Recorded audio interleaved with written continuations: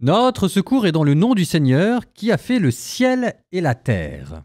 Nous sommes de retour dans le livre des Chroniques. Je ne sais pas où vous en êtes de ce livre, mais je vous soupçonne de regretter un petit peu le livre des Samuel et le livre des rois. Il n'y a pas le souffle épique qu'il y avait dans le livre des rois ou dans le livre des Samuel. Ben oui, qu'est-ce que vous voulez que je vous dise? Le génie est ailleurs, qui pour une partie nous est inaccessible parce qu'il se situe en hébreu à travers les subtils jeux de mots, à travers la gématrie aussi. En fait, derrière, vous avez toute une école de scribes qui était en train de se mettre en place, mais vraiment d'une très grande technicité, d'une très grande rigueur et avec beaucoup de génie, sauf que ici, le génie s'exprime, j'allais dire, de manière quasiment poétique. Allez, je vous donne 2-3 exemples. On va vous parler d'Hiram, le roi de Tyr.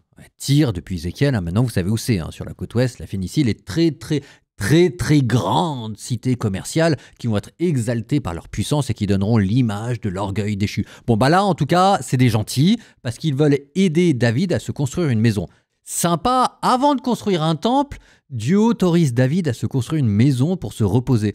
Il y a un humanisme derrière, une bienveillance de Dieu envers David. Bon, moi je reviens à Hiram et à mes jeux de mots. Hiram en hébreu c'est Hérem, celui qui est consacré.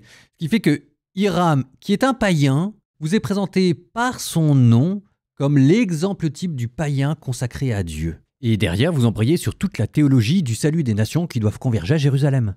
Autre exemple, vous allez voir, à chaque fois que David part en guerre, il commence par interroger Dieu, à le consulter, à prier. Et comment dit-on consulter en hébreu? On le dit Sha'al. David, c'est le nouveau Sha'al, c'est le nouveau Shaul, le nouveau Saül qui, lui, ne consultait pas Dieu avant d'aller en bataille et qui a terminé en se suicidant.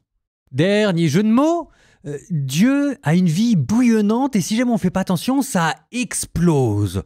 Et exploser, avoir une brèche, ça se dit en hébreu « Péresh », ce qui vous a donné le nom de Péresh Uza, quand la sainteté de Dieu avait explosé lors du transport de l'arche, se retournant contre son peuple. Mais voilà que maintenant David fait bien les choses et il a appris à maîtriser les explosions de la sainteté de Dieu qu'il parvient à retourner contre les adversaires de Dieu et il gagne les guerres et il appelle le lieu où il gagne les guerres Baal Perushim, le maître des explosions. Bref, tout ça pour vous dire que malgré les apparences, on n'est pas loin de l'œuvre poétique. Malheur à nous, cette œuvre poétique fut écrite en hébreu, mais rendez grâce à Dieu, je vous accompagne par la main. En tout cas, laissez-vous porter, aujourd'hui 1 Roi, chapitres 14 et 15.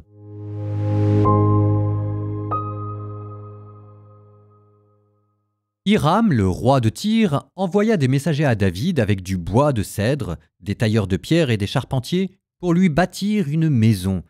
Alors David comprit que le Seigneur l'avait établi comme roi sur Israël et qu'il avait hautement exalté sa royauté, à cause d'Israël, son peuple. À Jérusalem, David prit d'autres femmes et il engendra encore des fils et des filles. Voici les noms qui lui sont nés à Jérusalem. Shamoua et Shobab, Nathan et Salomon, Yibar, Elishua, Elpelet, Noga, Népheg, Yaphia, Elishama, Beléiada et Éliphélet. Les Philistins apprirent que David avait reçu l'onction comme roi sur tout Israël, et ils montèrent tous à sa recherche. Mais David l'apprit et sortit à leur rencontre. Les Philistins arrivèrent et envahirent la vallée des Réphaïtes. Alors David consulta Dieu. Il demanda « Dois-je monter pour attaquer les Philistins? Les livreras-tu entre mes mains ?» Le Seigneur lui répondit « Monte, et je les livrerai entre tes mains. » Ils montèrent à Baal Perachim, où David les bâtit, et David déclara « C'est une brèche que Dieu a ouverte par ma main chez mes ennemis, comme une brèche ouverte par les eaux. C'est pourquoi on a donné à ce lieu le nom de Baal Perachim, c'est-à-dire maître des brèches. » Les Philistins avaient abandonné sur place leur Dieu, et David ordonna de les brûler par le feu. Une nouvelle fois, les Philistins envahirent la vallée. De nouveau, David consulta Dieu. Et Dieu lui répondit « Ne monte pas à leur poursuite, fais un large détour, tu les aborderas devant les mycocouliers.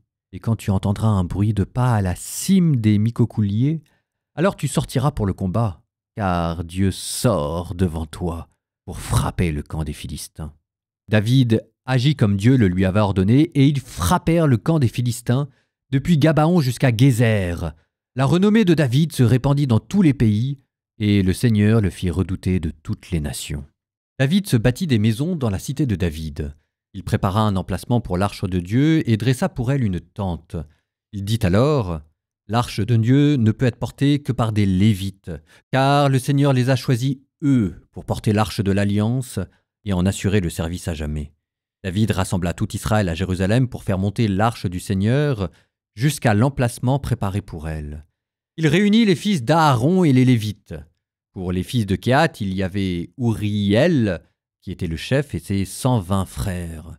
Pour les fils de Merari, Asaïa, le chef, et ses 220 frères.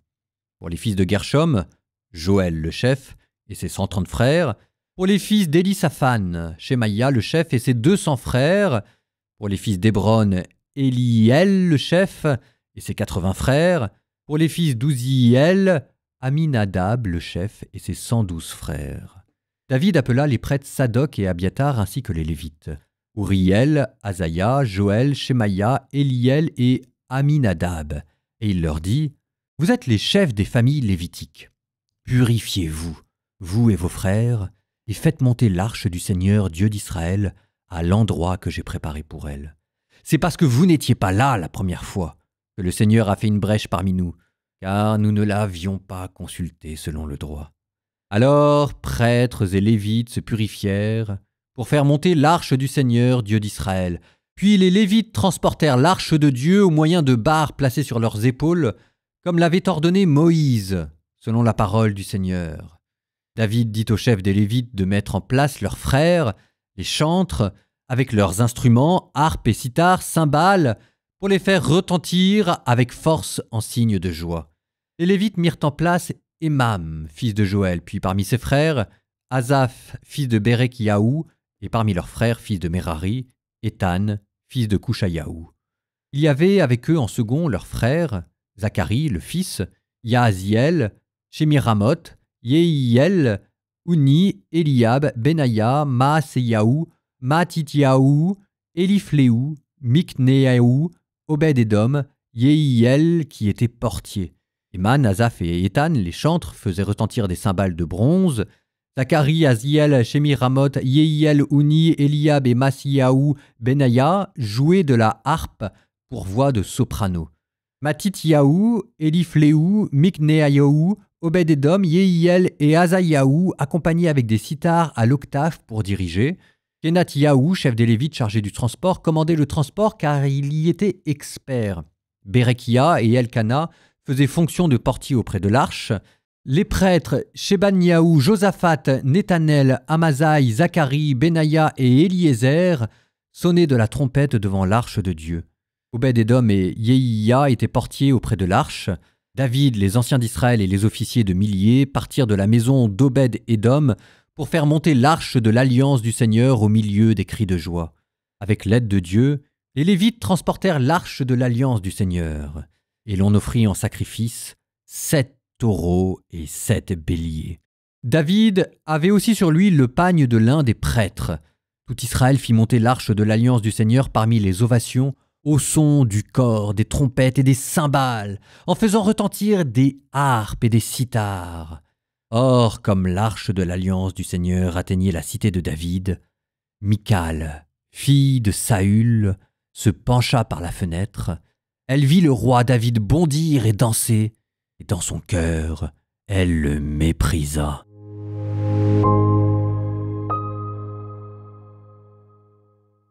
David, semble-t-il, a compris la leçon. Maintenant qu'il sait consulter Dieu, il peut espérer faire retourner l'arche de l'Alliance à Jérusalem.